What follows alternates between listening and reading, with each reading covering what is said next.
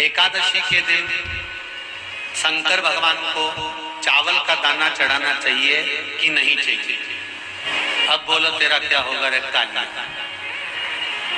किसी ने पूछा कि चावल का दाना एकादशी पर भगवान शंकर को चढ़ा सकते हैं? चावल का दाना शंकर जी को चढ़ाते क्यों है, पहले तो वो समझ में।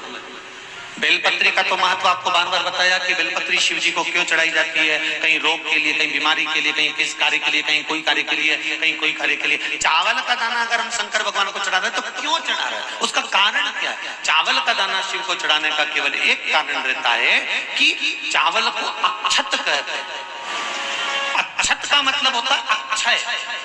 जब हम भगवान शंकर को चावल का दाना चढ़ाते हैं, जैसे बहुत ध्यान दीजिएगा महाराज, बहुत समझने वाली बात है, बहुत ध्यान से। चावल का दाना हमारे मस्तक पर तिलक करने के बाद पंडित जी क्यों लगाते हैं कि भगवान जैसा समय आज चल रहा है, आप पूजन कर रहे हो, पाठ कर रहे हो, दान कर रहे हो, पुण्य कर रहे हो, सत्कर्म कर रहे हो, भजन कर रहे हो, मेरा देव अधिदेव महादेव, मेरा नारायण, मेरा सत्यनारायण भगवान, मेरा राम जी, मेरा विष्णु जी, मेरा भागवत मैया, मेरी रामायण मैया।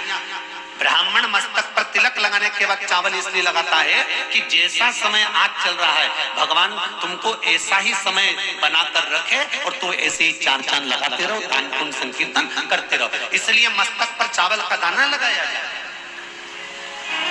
और जब चावल का दाना, तो यहाँ शिव महापुराण की कथा करी, चावल का दाना हम शिव जी को क्यों चढ़ाते हैं, भगवान को क्यों समर्पित करते हैं, भगवान की पूजन में अक्षत क्यों समर्पित करते हैं, चावल क्यों समर्पित करते हैं, उसका कारण क्या है? तो कहा आज मैंने जब चावल का दाना आपको समर्पित करा है, जिस भाव से, जिस विश्वास से, जिस श्रद्धा से, जिस मन से मैं आपको रिझा रही हूँ, हे भोलेनाथ मेरी ये मनोकामना पूर्ण कर, इसको अक्षय कर देना, इसको अमर कर देना, बस इतनी कृपा आप कर।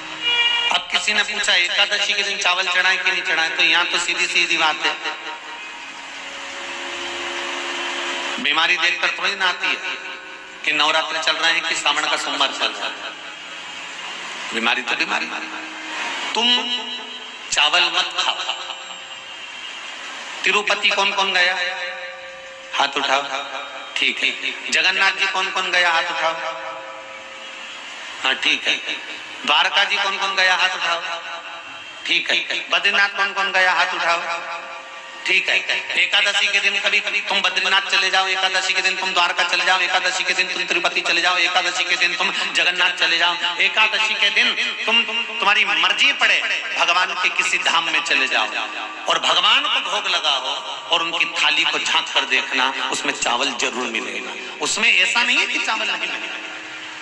बद्री नारायण में भगवान को चावल का भोग लगा हुआ मिलेगा, द्वारका में चावल का भोग लगा हुआ मिलेगा, आपको जगन्नाथ में चावल का भोग लगा हुआ मिलेगा, तिरुपति में मिलेगा, द्वारकाधीश में मिलेगा, नाथद्वारा में मिलेगा, सांवरिया सेठ में मिलेगा, काकरोली जी में मिलेगा। आप जहां जाओगे वहां पर एकादशी के दिन भगवान को चावल आएगा, क्योंकि भगवान के लिए परहेज नहीं है।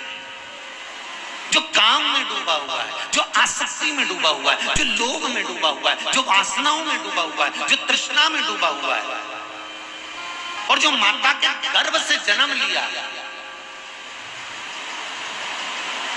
एकादशी के दिन चावल उसको नहीं खाना। एकादशी के माता पिता कौन है? सबसे पहले एकादशी का व्रत किसने रखा था? एकादशी को क्यों चावल नहीं खाते? एकादशी के दूसरे दिन चावल का दाना खाना क्यों जरूरी है? जो माता पिता के गर्भ से, माता के गर्भ से जन्म लिया हो, संसार में जिसका जन्म हुआ हो और मृत्यु लोक में गर्भ की कैद में रहने के बाद जन्मा हो, उसको एकादशी के दिन चावल नहीं खाना चाहिए महाराज। पर यहाँ शास्त्र ये नहीं कहता कि भगवान को चावल नहीं चढ़ाना चाहिए। यहाँ शास्त्र कहता है आप शिव जी को चाहे एकादशी हो, चाहे द्वादशी हो, चाहे प्रदोष हो, चाहे पूर्णिमा हो, चाहे अमावस्या हो, चावल का दाना आप भगवान शिव को समर्पित कर सकते हो। और ज्यादा नहीं, शंकर कभी ये नहीं कहते कि मुझे बहुत सारा चढ़ा।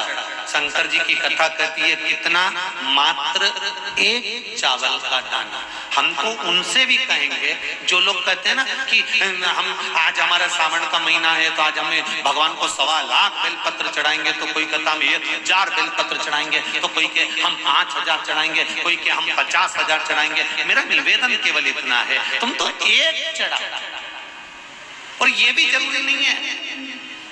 एक बेलपत्र भी कब चढ़ाई जाती है शंकर भगवान को? जब तुमने किसी एक बेलपत्र का पेड़ लगाया होगा और वो पेड़ बड़ा हो गया होगा, तब तुम हकदार बनते हो कि किसी के पेड़ की बेलपत्र तोड़कर शिव को चढ़ाई जाए।